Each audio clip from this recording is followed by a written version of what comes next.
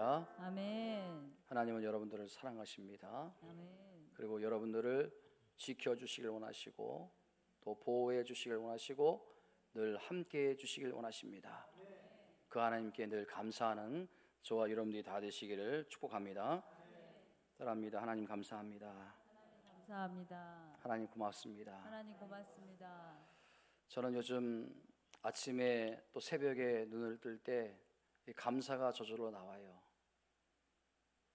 눈을 뜨면서 하나님 아프지 않게 해주셔서 감사합니다.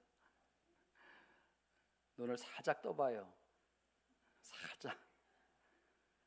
이게 크게 뜨면은 또 통증이 오면 또 걷잡을 수 없어가지고 살짝 떠가지고 안 아프면 하나님 감사합니다. 여러분 오늘 또 하루에 이 생명을 주시니 얼마나 감사합니까? 어제 그렇게 살고 싶어 했는데 돌아가신 분들, 오늘 그렇게 살고 싶어 했는데 오늘을 맞이하지 못하고, 근데 저와 여러분들은 오늘을 맞이한 거, 이게 얼마나 감사합니까? 할렐루야. 그래서 오늘 감사하는 마음으로 예배 드릴 때 하나님께서 여러분들에게 은혜 주실 줄 믿습니다. 지난 주간 친한 목사님을 만나서 이 어려운 목회 현장 이야기를 듣게 되었는데요. 한참 이제 이야기 이런저런 이야기 하는데, 그런 말을 하는데 참 이 공감이 되고 또 마음이 아팠습니다. 어떤 말을 하는가 하니까, 하나님께서 왜 나에게 역사하지 않는지 모르겠다. 왜 하나님이 나의 기도에 응답하지 않는지 모르겠다. 하나님이 나와 함께 한다는 확신만 있다면 내가 얼마든지 버티고 견뎌낼 수 있는데, 어떨 때는 그것마저도 무너질 때가 있다. 여러분, 이 탄식이 이 목사님에게만 있는 걸까요? 저에게도 있고 여러분들에게도 있는 탄식이 아닙니까? 그 목사님은 목회에 전념하시는 분이에요. 그 좋은 목회 현장 여건을 다 내려놓으시고 정말 하나님 앞에 바로 서기 위해서, 몸부림치기 위해서 일주일에 한 번은 기도원에 올라가서 온종일 기도하시고 때로는 철야기도 하시고, 그런데 그 목사님의 그 안타까운 그 말, 하나님이 왜 나에게 역사하지 않는지 모르겠다. 왜 하나님이 내 기도에 응답하지 않는지 모르겠다. 참 안타까운 거예요. 여러분, 오늘 최근에 어느 목회 전문 기관에서 한국 갤럽에 의뢰를 해가지고 설문조사를 했는데요. 그 보고에 따르면 현재 우리나라 개신교 인구는 전체 15% 수준이랍니다. 15%. 불교가 16.3%고요. 캐톨릭이 5.1%고 새 종교가 10년 동안 점점 감소 추세에 있다는 거예요. 그리고 그 조사에 의하면 향후 10년 후에 2032년이 되면 이 개신교 인구가 10.2%까지 떨어진대요. 제가 주목하는 게 바로 그거예요. 앞으로 10년 후면은 10명 중에 1명만 기독교인이라는 거예요. 과거 20년, 30년 전만 해도요, 10명 중에 4명, 5명은 교인이었어. 3명 이상은. 저는요, 개신교 목사가 아닙니까? 이런 가슴 아픈 현실을 놓고, 그리고 그 안타까운 그 목사님의 말을 듣고 참 많은 생각을 했어요. 한 주 동안. 왜 이런 위기가 왔는가? 왜 이런 어려움이 왔는가? 그래서 한 주 내내 마음이 무거웠어요. 한국 교회가 이렇게 된 원인이 뭘까? 왜 이렇게 자꾸 어두운 전망만 나오는 것일까? 여러분, 원인을 찾아야 그 문제를 해결할 수 있는 게 아닙니까? 여러 가지 원인이 있지만 성령께서 저에게 해주시는 딱 한 가지 근본적인 원인이 있더라는 거예요. 그게 뭐냐 하면 이 한국 교회가 자꾸 어두운 전망이 나오고 우리 목회 현실이 힘들어지고 또 우리 성도님들이 힘을 잃어가는 그 이유가 뭐냐 하니까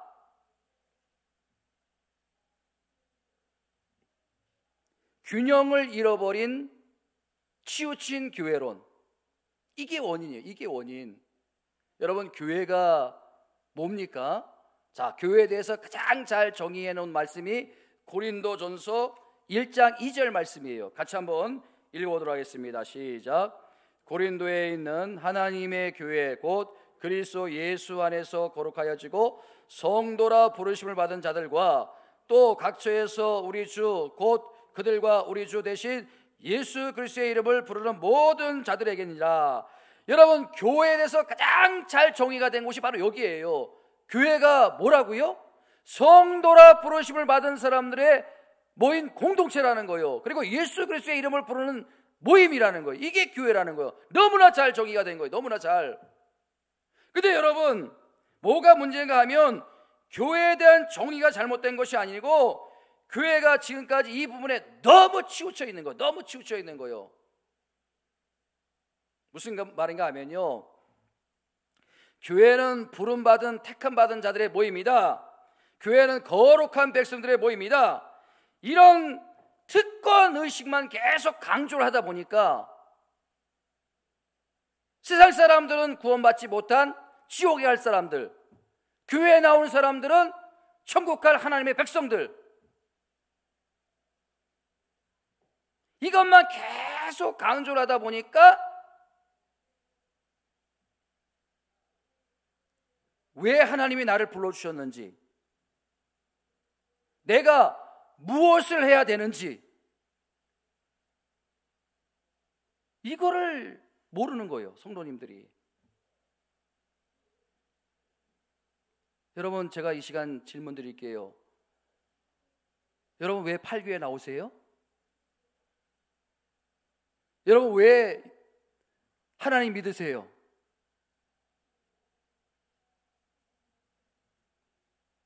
교회에서 왜 하나님이 나를 불러주셨는지, 그리고 내가 도대체 무엇을 위해서 부름받았는지 이거를 교회에서 깨우쳐주지 않으니까 소명의식이나 사명의식이 없는 거예요. 내가 왜 살고 있는지를 모르는 거예요. 내가 지금 무엇을 위해서 걸어가고 있는지도 모르는 거예요. 무엇을 위해서 이렇게 열심히 사는지도 모르는 거예요. 여러분, 이런 맥락에서 오늘 본문의 말씀이 너무너무 중요한 말씀이에요. 자, 마태복음 10장 1절 말씀, 본문의 말씀을 다시 한번 우리가 큰 소리로 읽어보겠습니다. 시작. 예수께서 그의 12제자를 부르사 더러운 귀신을 쫓아내며 모든 병과 모든 약한 것들을 고치시는 권능을 주시니라. 여러분, 예수님께서 12제자를 부르셨어요. 예수님께서 12제자를 부르심으로 이 말씀이 시작이 되는데, 자, 2절과 4절까지 말씀해 보면 그 12명의 명단을 쭉 기록하십니다. 12명의 제자의 명단을 쭉 기록하십니다. 그리고 바로 5절에 들어가면 어떤 말씀이 나오세요? 5절에 들어가면, 자, 시작. 예수께서 이 12를 내보내시며.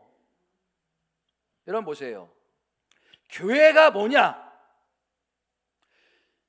부르사, 1절에서 부르사, 그리고 5절에서 내보내시며. 이게 교회의 균형이에요. 교회의 균형. 근데 우리는 교회는 보면요, 계속 부르는 것만 강조하는 거예요. 교회에 많이 끌어모으면 부흥하는 교회야. 좋은 교회야. 많이 모이는 성도가 좋은 교회야. 수많은 사람들이 막 들어가면요, 야, 저 교회 대단한 교회다. 근데 거기에서 그쳐버리면 교회가 아니에요, 여러분. 내보내시며.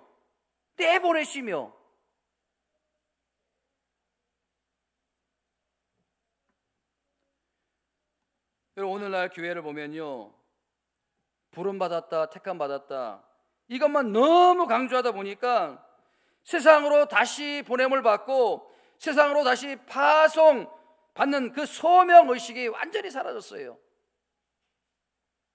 여러분, 이 균형을 잃어버린 신앙의 모습이 오늘날 한국교회의 모습이라, 저는 이런 맥락에서 오늘 본문의 말씀을 가지고 우리가 이제 특권의식만 강조하는 것이 아니라 이제는 세상 속으로 나가는 소명의식, 사명의식을 회복해야 되는데, 첫 번째 중요한 게 뭐냐면요, 말씀드렸던 것처럼 우리가 소명의식, 사명의식이 다시 회복되어야 된다는 거예요. 여러분, 오늘 본문의 말씀을 잘 관찰하시면 아주 특별한 것을 여러분들이 발견하게 되는데, 자, 보세요.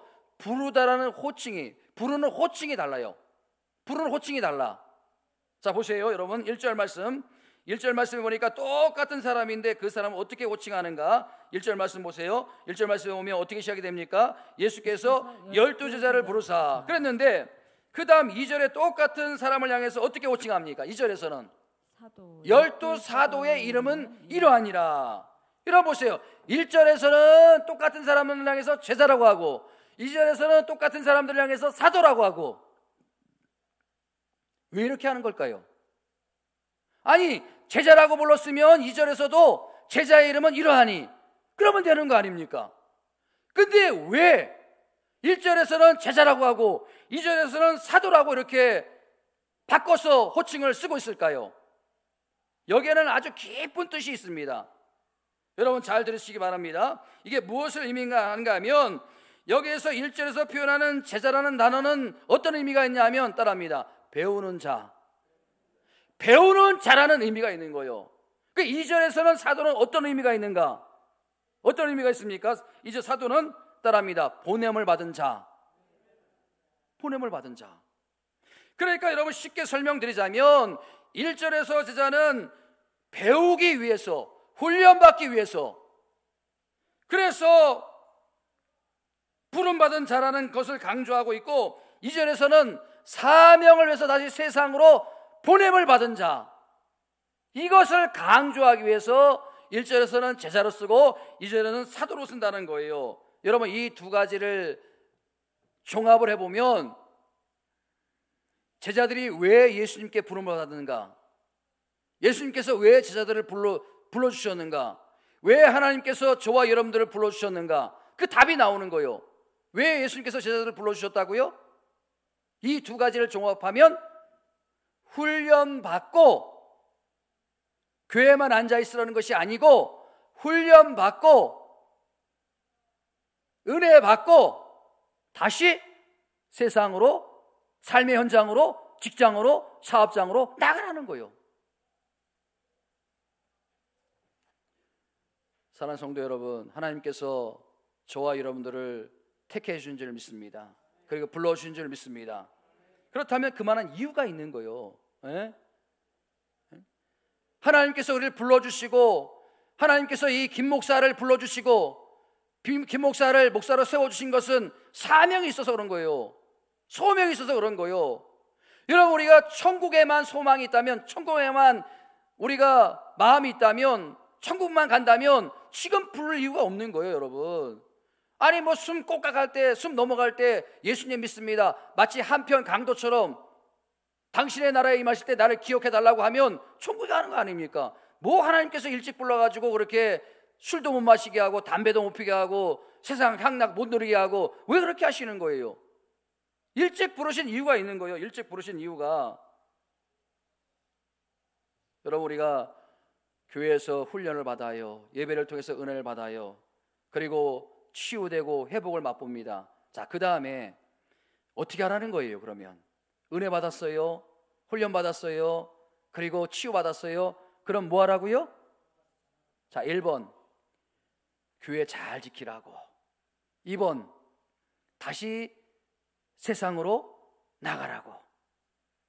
1번이에요, 2번이에요? 1번? 근데 왜 1번처럼 사십니까? 다 교회만 앉아 있으려고 하잖아요. 전도합시다 그러면 핑계가 많아요. 아유 목사님 오늘 뭐 누가 온다 그래가지고요, 아니 남편이 기다리고요, 뭐 누가 어떻게 하고요, 핑계가 그렇게 많아요.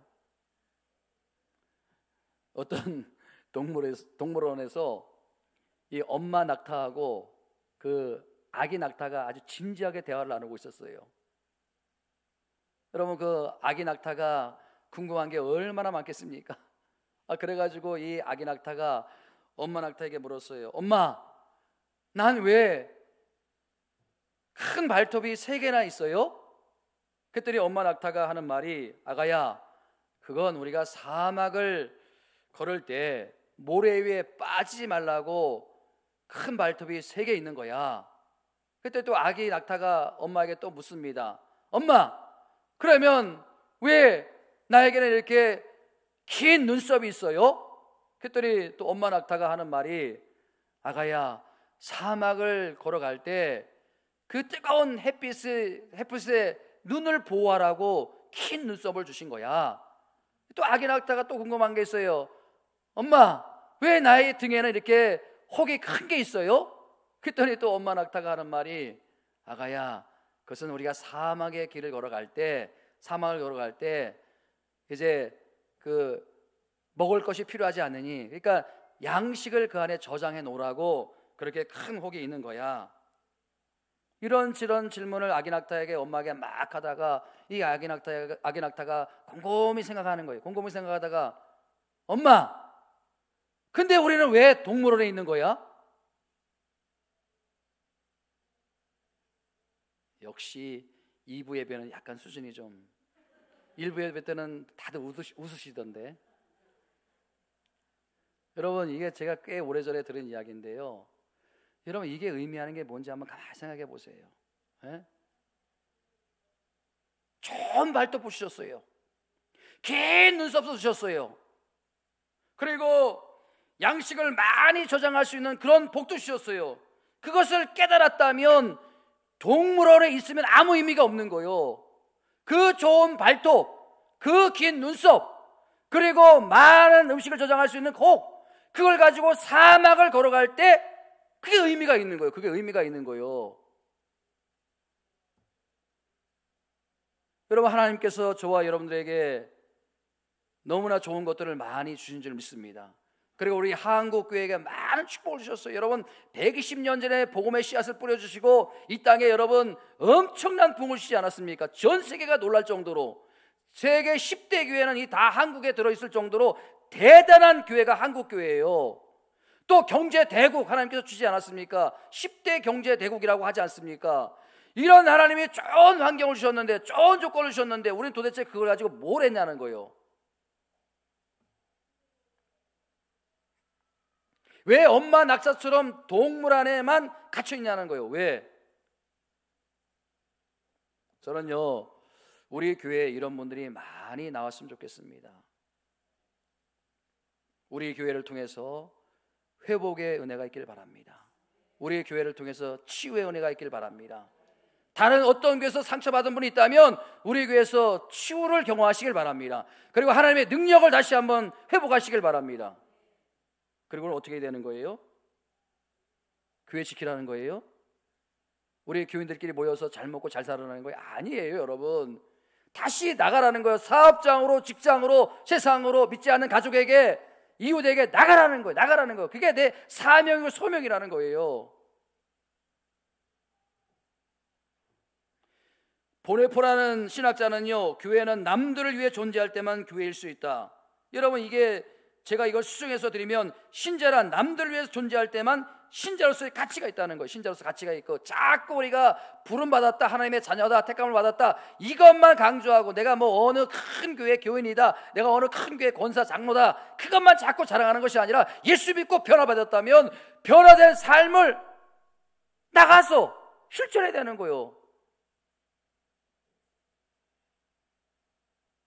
바라기는 이제 저와 여러분들이 이 교회에 안주하며 늘 앉아있는 신앙이 아니라, 이제 내가 부름받았어요, 택함을 받았어요. 그럼 내가 무엇을 해야 될 것인가? 여러분, 11월 5일날 우리가 새생명 전도식을 갖고 있는데, 여러분, 우리가 가만히 있을 수 없어요. 에? 믿지 않는 사람들이 얼마나 많이 있습니까, 여러분? 그분들을 향해서 여러분 한마디라도 좀 입을 여시라는 거예요. 와봐라, 예수 믿어. 이게 여러분의 사명이에요. 두 번째 중요한 게 뭐냐면, 패배주의를 극복하라는 거예요. 패배주의를 극복하라. 안 된다, 어렵다 하지 말라는 거예요. 여러분, 제가 개인적으로 한국교회를 생각할 때 가장 마음이 아픈 부분이 바로 이거예요. 너무 많은 교회가 패배주의에 빠져 있다는 거예요. 패배주의에. 우리는 안 된다, 우리는 힘이 없다. 제가 여러분 교회를 5년 전에 개척하면서 제일 많이 들었던 말이 뭔지 아십니까? 예? 아이 목사님 현실을 몰라도 너무 모르세요. 지금 교회를 개척하면요 100개 교회 개척하면 1개 교회가 살아날까 말까 한데 목사님 정신 차리시고 기도하셔서 좀 큰 교회 가세요. 개척하지 마세요. 제가 여러분 그 얘기를 들으면서 제일 마음이 아픈 게 뭔지 아십니까? 제일 마음이 아픈 게 제가 마음이 아픈 게 아니라 그런 말을 하는 그분들 마음속에 있는 패배의식, 한국교회가 너무나 패배의식에 젖어 있는 거예요. 이제는 안 된다는 거예요. 이렇게 뭐 언론에서도 갤럽에서도 10년 후에 10점 몇 프로까지 교인이 줄어든다고 하니까 자꾸 그런 어두운 전망만 내놓고, 그러니 여러분 무슨 힘을 쓰세요? 무슨 영적인 힘이 있겠습니까 여러분? 따라합니다 여러분. 나는 망하지 않는다. 하나님께서는 우리를 절대로 망하는 길로 인도하지 않습니다. 아멘. 이게 성경의 약속이에요. 이건 진리예요. 하나님은 우리를 항상 선한 길로, 좋은 길로 인도하십니다. 그렇기 때문에 다윗이 뭐라고 고백했습니까? 여호와는 나의 목자시니 내게 부족함이 없으리로다. 하나님이 우리의 목자가 되어주시면 되는 거예요. 하나님께서 우리의 길을 인도하시면 되는 거예요. 여러분 오늘 본문에 보면요, 여러분 보세요. 7절 말씀 한번 보세요. 7절 말씀에 보면 예수님께서 제자들에게 이런 말씀하십니다. 자, 7절 말씀 보세요. 시작. 가면서 전파하며 말하되 천국이 가깝다 하고, 자, 그 다음에 8절 말씀 보세요. 8절에 보면 제자들에게 엄청난 부담스러운 명령을 하십니다. 8절 시작. 병든 자를 고치며 죽은 자를 살리며 나병한 자를 깨끗하게 하여 귀신을 쫓아내되 너희가 거저 받았으니 거저 주라. 자, 여러분 보세요. 예수님께서 12명의 제자를 택하셨어요. 그리고 12명의 제자에게 너희들은 이제 가라. 세상에 내보내면서 병든 자를 고치며 죽은 자를 살리며 나병한 자를 깨끗하게 하며 귀신을 쫓아내며, 이게 누가 했던 일이에요? 예수님만이 할 수 있는 일이에요. 예수님만이 하셨던 일이에요. 근데 12제자를 파송하면서 내보내시면서 이제 너희가 가서 하라. 거저 받았으니 거저 주라. 이게 여러분 오늘날 예수님께서 제자들에게 했던 말씀을 여러분들에게 동일하게 말씀하신다면 무슨 말씀이에요? 너희가 세상을 해서 나가라는 거예요. 그리고 너희가 이제 가서 병든 자를 고쳐주라는 거예요. 연약한 자를 위로해 주라는 거예요. 이게 너의 사명이다. 이렇게 명령하신다면 예, 순종하겠습니다. 그렇게 하겠습니다. 이렇게 하는 사람이 많을까요? 아니면 주님, 저는 아직이에요. 저는 아직 아무것도 할 수 없어요. 믿음도 없고요. 이렇게 고개를 흔드는 사람이 많을까요? 어떤 사람이 많을까요? 1번이 많을까요? 2번이 많을까요? 여러분 자신들 보면 아실 거 아니에요. 왜 대답을 못 하세요? 예? 과거 제가 청년 수련회 때 가면 그 청년 수련회가 얼마나 뜨거웠습니까? 막 그냥 찬양을 부르면요, 막 그 청년들이 일어나가지고 두 손을 벌고 뭐 방방 뛰고요, 막 그냥 성령의 바람이 불고요, 은혜가 체험되고요, 막 그냥 뒤집어지고요, 난리가 아닙니까? 그때 여러분, 그때 농담처럼 유행했던 말이 뭔지 아십니까? 예? 이사야서 6장 8절 말씀에 보면 어떤 말씀이 있습니까? 하나님께서 이사야를 부르셨어요. 그리고 이제 내가 너에게 사명을 주겠다 그랬더니 이사야가 하나님, 내가 여기에 있사오니 나를 보내소서. 내가 여기 있습니다. 나를 보내소서. 내가 준비가 되었습니다. 나를 보내소서. 그게 아니라 그때 농담처럼 했던 말이 뭔지 아십니까? 하나님, 내가 여기에 있사오니 죄를 보내소서. 죄를 보내소서. 하나님께서 자기를 불렀는데 자기는 쩍 빠지고, 하나님, 내가 여기 있사오니 제가 은혜 받은 것 같으니 죄를 보내소서. 이게 여러분 굉장히 뼈있는 농담이에요. 뼈있는 농담. 늘 우리는 나는 아니라는 거요. 늘 나는 멀었다는 거요. 그래서 내가 여기 있나이니 죄를 보내소서. 저 사람을 보내소서. 여러분 참 이게 가슴 아픈 이야기예요. 이 목사로서 여러분을 바라볼 때 참 이게 마음 아픈 거예요. 마음 아픈 거예요. 여러분 오늘 본문을 묵상하면서 정말 큰 은혜를 받았는데요. 그게 뭔지 아십니까? 8절에서 주님이 제자들에게 그 부담스러운 명령을 하시는데 그런 능력자가 되라고 말씀하시는데 가만히 보니까 여러분 1절에서 감당할 수 있는 능력을 이미 제자들에게 주셨어요. 자, 1절 말씀 한번 다시 보세요. 1절 말씀 큰 소리 읽어봅니다. 시작. 예수께서 그의 12제자를 부르사 더러운 귀신을 쫓아내며 모든 병과 모든 약한 것을 고치시는 뭐라고요? 뭘 주셨다고요? 권능을 주셨느니라. 할렐루야. 제자들을 부르셨어요. 저와 여러분들 하나님께서 부르셨어요. 그러면 부르시는 가운데 권능을 주신다는 거예요. 능력을 주신다는 거예요. 아멘. 그러니까 여러분 그 주신 능력을 가지고 8절에서 사용하라는 거예요. 8절에서 사용하라는 거예요. 여러분에게는 하나님께서 이미 다 능력을 주신 줄 믿으시기 바랍니다. 그 여러분들이 선포하시라는 거예요. 선포하시라는 거예요. 그냥 맨날 그냥 패배주의에 빠져 있어가지고 어렵다, 힘들다, 안 된다 그렇게 하지 마시고 새벽에 일어나서 기도하고 말씀 붙들고 오늘 할 수 있다. 하나님 나와 함께 하신다. 오늘 응답된다. 오늘 이루어진다. 내가 누구를 위해서 기도하면 그 병이 낫는다. 아멘. 이런 믿음만 가진 분이 기도 요청을 하시더라고요. 진짜 응답이 돼요.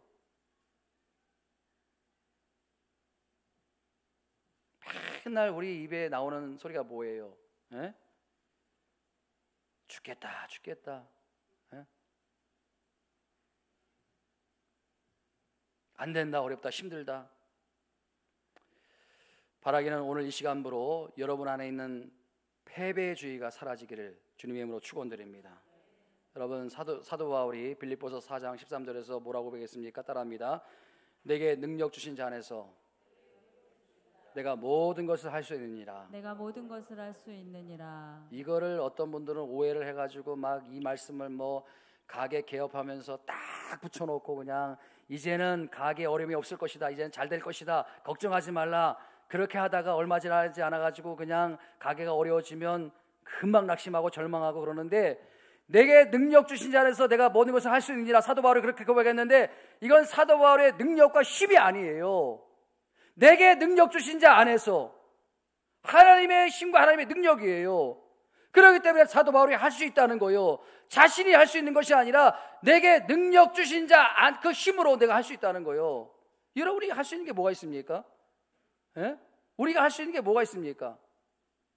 하나님이 하셔야 되는 거예요. 아멘. 이게 믿음이에요, 여러분. 하나님이 하신다. 이게 믿음이에요. 이게 믿음. 내가 한다. 내가 할 수 있다. 이게 아니에요. 하나님이 하신다. 이게 믿음이에요.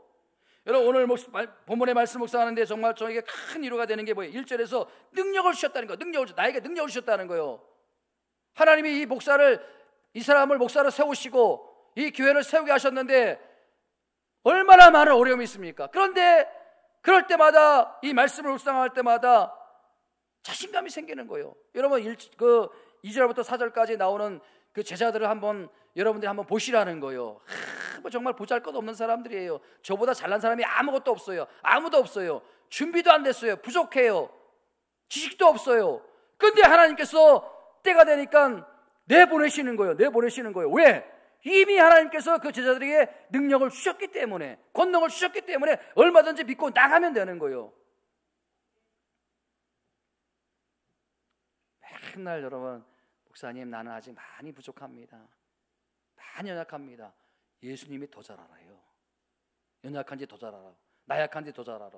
네?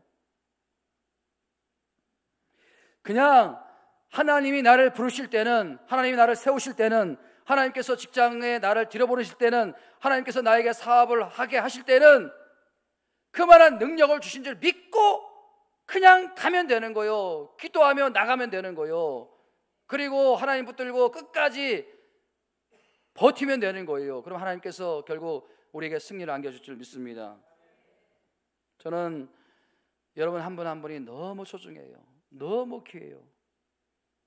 왜? 하나님께서 여러분 한 분 한 분을 이 8교회를 위해서 불러주셨기 때문에. 예? 저만 불러주신 것 같지요? 제가 담임 목사니까 이 교회 저만 불러주시고 여러분들은 안 불러주신 것 같지요? 아니에요. 똑같이 저와 여러분들 동등한 사랑으로 불러주신 줄 믿으시기 바랍니다. 불러주셨다면 뭐예요? 이 교회를 해서 할 일이 있다는 거예요. 목사에게도 할 일이 있고, 여러분 뭐 안수 집사님, 권사님, 여기 앉아있는 여러분들이 다 할 일이 있는 거예요. 나름대로 다 할 일이 있는 거예요. 우리 교회에 얼마나 할 일이 많습니까, 여러분? 예? 뭐 불신 가정에 시집가 가지고 내가 뭐 하나님께 잘못한 것도 없는데 이렇게 저렇게 고생한다고, 불신 가정으로 보내셨다면 그 이유가 있는 거예요. 그 직장으로 들어보내셨다면 그 이유가 있고, 그 사업을 하겠다면 그 이유가 있고, 이 교회에 오게 하셨다면 그 이유가 있는 거예요. 바라기는 여러분 모두가 이 교회를 통해서 사명을 깨닫게 되시기를 주님의 이름으로 축원드립니다. 아멘. 여러분, 사람이 언제 행복한가요? 언제 행복해요? 삶의 목적이 있을 때 행복한 거예요. 삶의 방향을 잃어버리고 삶의 목적을 잃어버리면 그때부터 불행해지는 거예요. 에? 어제도 우리 여전도에 여러분들이 나와가지고 그 청소를 하는데 이렇게 지켜보니까 그렇게 얼굴이 밝고 뭐 이렇게 막 땀을 흘린 것 같지만 행복해 보이더라는 거예요. 행복해 보이더라는 거예요. 에? 교회를 위해서 나와서 그렇게 하는 게 그렇게 행복한 거 아닙니까? 그렇게 기쁜 거 아닙니까? 여러분 어디 가서 청소시키면 기뻐요? 근데 여러분 이 교회에 와서 하나님의 교회를 청소하고 하나님의 일을 감당하면 하나님께서 그거를 그냥 보지 않으세요. 제가 여러분 하나님께로부터 이렇게 많은 은혜를 받았던 이유는 제가 가장 힘들고 어려울 때 교회에 와서 늘 제일 먼저 한 게 이 강단 닦는 거요. 그리고 교회 청소하는 거요. 그리고 엎드려 기도하는 거요. 하나님께서 그것을 긍휼히고 불쌍히 여기신 거요. 바라기는 여러분 오늘 이후로부터 여러분 안에 있는 부정적인 생각, 어떤 패배 의식, 안 된다, 어렵다, 힘들다, 그런 모든 것들이 다 사라지고 이제는 주님이 주신 능력 가운데, 그 은혜 가운데 하루하루 살아가시기를 주님의 이름으로 축복을 드립니다. 마지막 세 번째, 여러분 가장 중요한 포인트예요. 가장 중요한 포인트가 뭐냐 하면 회복에 대한 확신을 가지라는 거예요. 회복에 대한 확신. 예? 여러분 오늘 제가 새벽에 말씀을 묵상하는 가운데 하나님께서 주시는 말씀이 있었어요. 그 말씀이 뭐냐면 이사야서 58장 12절 말씀. 이사야서 58장 12절 말씀 같이 한번 읽어보도록 하겠습니다. 시작. 내게서 난 자들이 오래 황폐된 곳을 다시 세울 것이며 너는 역대에 파괴된 기초를 쌓으리니 너를 걸어 무너진 데를 보수하는 자라 할 것이며 길을 수축하여 거하게 하는 자라 하였더라. 여러분 보세요. 지금 이스라엘 백성들이 멸망을 당했어요. 오랫동안 지금 황폐되어 있는 거예요. 황폐되어 있는 거. 오래 황폐된 곳들이라고 말하지 않습니까? 긴 시간 동안. 에? 그래서 기초가 완전히 무너진 상태예요. 그래서 이제는 회복을 바라볼 수가 없어. 아무 소망이 없어. 불가능한 상황이에요. 근데 하나님께서 이사야 선지자를 통해서 뭐라고 말씀하신가 하면 택함을 받은 내가, 소명을 받은 내가 이것들을 회복할 것이다. 이렇게 선포하시는 거예요. 에? 아니 어떻게 오랫동안 황폐되고 기초마저 완전히 무너진 상태인데 어떻게 회복이 된다는 말인가? 그런 의문을 가지고 제가 이 본문을 가지고 그 영문 성경을 NIV 성경을 한번 봤는데 거기서 놀라운 것을 하나 제가 발견했는데 뭘 발견했냐 하면 여러분 보통의 경우 어떤 의지를 강조할 때 조동사를 쓰지 않습니까? 조동사. 죄송합니다. 제가 잘 모르는 주제에 조동사를 쓰는데 will이라는 조동사를 쓰지 않습니까? will. 모르세요? will이라는 조동사를 써요. will. 근데 will이라는 조동사를 보통 쓰는데 여기에서는 특별하게 shall이라는 조동사를 쓰고 있는 거예요. shall. 여러분 미래 조동사는 단순 미래와 의지 미래가 있지 않습니까? 단순 미래는 단순히 글자 그대로 미래에 일어날 사건을 말하는 거고 의지 미래는 저자의 강한 의도가 담겨 있는 거예요. 저자의 강한 의도. 그러니까 여러분 will을 쓴다는 거는 내 의지예요. 내 의지. 내가 그렇게 한다는 거. 내가 반드시 해낼 수 있다는 거요. 제가 고등학교 때 배운 것 같아요. 1학년 때 배운 거로 기억하는데 근데 여러분 이사야서 58장 12절 말씀을 영어 성경에 보니까 will이라는 단순 미래를 쓰지 않고 shall이라는 의지 미래를 쓰고 있다. 의지 미래. 이게 여러분 엄청난 의미가 있는 거예요. 이게 뭐냐 하면요, 바로 이렇게 하나님께서 이사야를 통해서 선포한 거는 하나님의 강한 의지가 거기에 담겨 있는 거예요. 하나님의 강한 의지. 예? 하나님이 그렇게 하신다는 거예요. 하나님이 그렇게 하신다는 거예요. 택함을 받은 저와 여러분들을 통해서 하나님께서 그렇게 하신다는 거예요. 아멘. 우리가 하는 게 아니에요. 예? 하나님이 하신다는 거예요. 그러니 여러분, 하나님이 얼마나 우리에게 든든한 백이 되시는 거예요. 예? 언젠가 이런 거를 읽은 적이 있어요. 여러분, 칼 마르크스라고 아시잖아요. 칼 마르크스가 누군지 모르는 분 없잖아요. 그렇죠?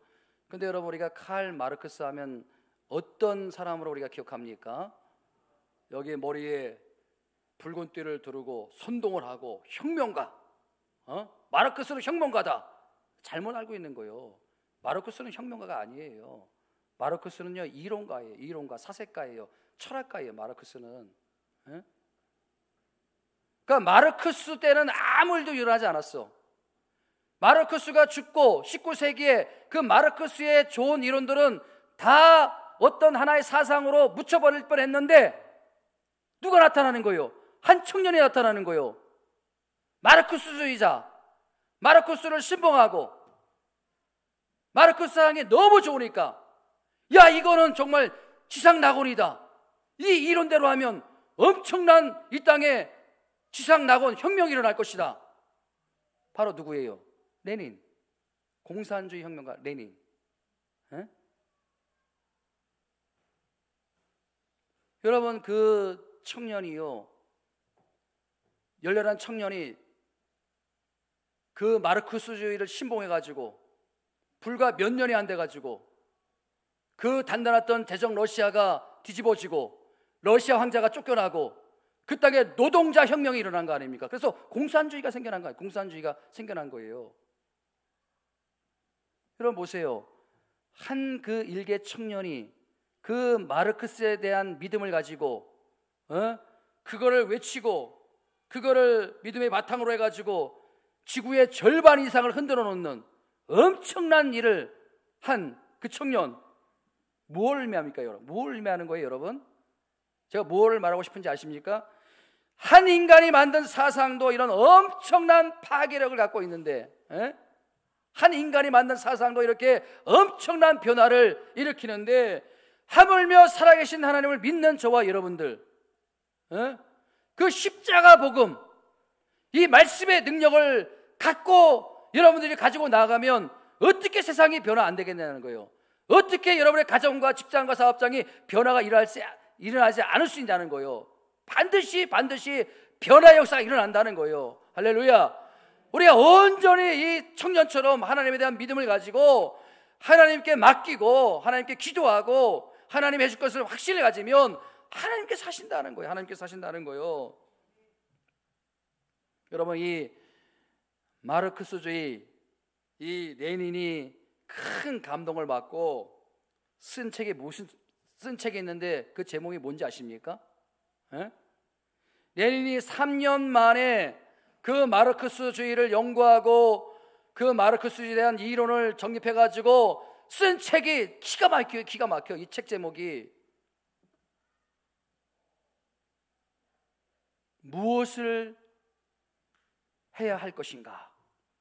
그게 그 책 제목이요. 무엇을 해야 할 것인가?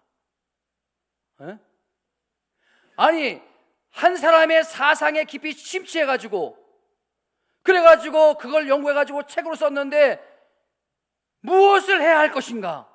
삶의 분명한 목표, 목적.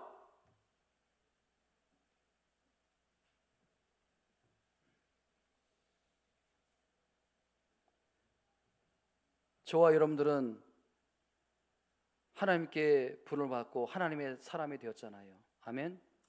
하나님이 불러주셨고 하나님의 사람들이 된 여러분들, 그렇다면 이 레닌이라는 사람이 한 혁명가, 한 그 이론가의 사상에 심취해가지고 무엇을 해야 할 것인가, 그걸 깨달았다면, 아니 우리는 지금 이 생명의 말씀, 살아있는 말씀, 살아계신 하나님을 믿고 있는데, 그 하나님의 은혜 가운데 살고 있는데 이제 내가 무엇을 해야 할 것인가? 남은 인생 어떤 인생을 살아야 할 것인가? 이 분명한 목표가 설정이 되어야 되는 거 아닙니까? 인간의 사상도 엄청난 변화를 일으켰는데 나는 살아계신 하나님을 믿고 있다. 따라합니다. 믿는 자에게는 능치 못함이 없느니라. 아멘. 여러분, 우리 안에는 뭐가 있어요? 성령이 오신 줄 믿으시기 바랍니다. 성령이 여러분 안에 계신 거예요.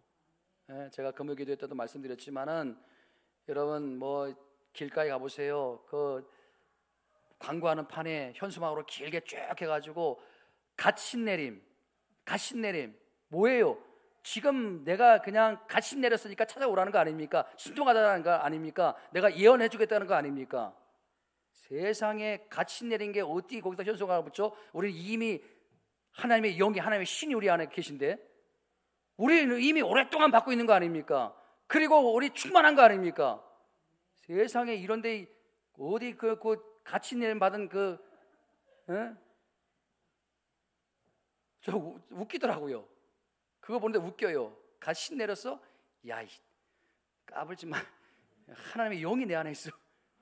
전능하신 하나님께서 내 안에 충만하게 계셔. 여러분 자신감을 가지세요. 이제는 좀 패배의식에서 벗어나시고 그리고 하나님께서 회복한다는 확신을 가지시고 할 수만 있으면 여러분들 세상에 나가서도 그 능력 있는 사람을 쓰임받으라는 거. 반장 할 수 있으면 하세요. 통장 시간이 되면 하세요. 다 하시라는 거요. 해야 되는 거요. 그래가지고 자꾸 섬기는 일을 해야 되고 그리고 하나님께 착한 행실을 통해서 영광 올려드려야 되는 거예요. 그래서 하나님께서 기뻐하시는 거 아닙니까? 여러분 말씀을 맺습니다. 여러분 어두운 곳에 자꾸 숨지 마시고 이제는 사도 바울이 자랑했던 것처럼 십자가 복음을 자랑할 수 있게 되길 바랍니다. 여러분 그게 능력이 되는 거예요. 그게 힘이 되는 거예요. 여러분 이제 특권의식에 머무는 신앙이 아니라 이제는 사명의식, 소명의식을 가지고 이제는 우리가 세상으로 나가야 되는 거예요. 그래서 이번 한 주 동안 여러분 좀 나가서 여러분 기죽지 마시고 여러분 기죽을 이유가 뭐가 있습니까? 그냥 나가서 선포하시면 되는 거예요. 야 11월 5일 날 교회 와 한마디면 되는 거예요. 구차하게 야 점심 사줄 테니까 와라 무슨 뭐 그렇게 하지 마시고 야 11월 5일 날 교회 와 좋은 말 할 때 들어. 그럼 되는 거예요. 그럼 하나님께서 하시는 거지 뭐. 여러분 우리가 담대해야죠. 사도 바울이 그렇게 여러분 복음 가지고 그렇게 기죽어 가지고 막 그렇게 하지 않았어요. 복음을 자랑한다, 십자가를 자랑한다 그러면서 선포하지 않습니까? 예수 믿어야 돼. 그래야 구원받아. 그래야 잘 돼. 여러분 패배의식 속에 사로잡혀 있지 마시고 패배의식 속에서 벗어나길 바랍니다. 그리고 회복시켜주겠다는 하나님의 강한 의지를 믿고 이번 한 주 동안도 기도하고 또 여러분 삶 가운데 하나님께서 주시는 승리가 있기를 주님의 이름으로 축원드립니다. 오늘 말씀을 생각하시면서 함께 우리 찬양드리고 기도합니다. 주님 다시 오실 때까지 찬양드리고 여러분 우리가 다시 이제 예배해야 되고요. 다시 기도해야 되고 다시 하나님의 은혜 가운데 거해야 됩니다. 그것만이 우리가 살 길입니다. 주님 다시 오실 때까지 우리가 이 길을 걸어가기를 원합니다. 찬양합니다.